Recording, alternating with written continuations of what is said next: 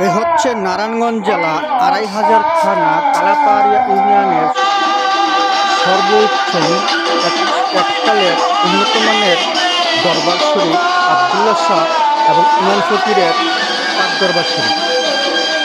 এই দরবার শরীফের অর্ধহাইনের ৫ তারিখে উদযাপিত হয়। এটা অনেক আমরা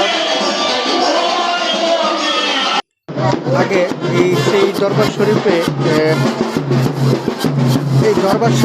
এই গরু এবং মহিষ সব কিছুই উঠে এবং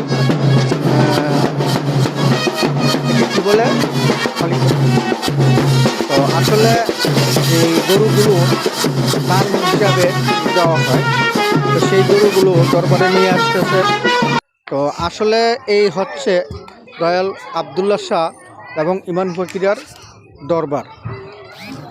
তো আমরা এই দরবারে এই যে গরুটা নিয়ে আসছে সকলকে খাওয়ানোর জন্য এবং তবারক পাক করার জন্য, সেই তবারক পাক করার জন্য এই দরবারে গরুটা নিয়ে আসছে, অর্থাৎ মান্যত হিসাবে।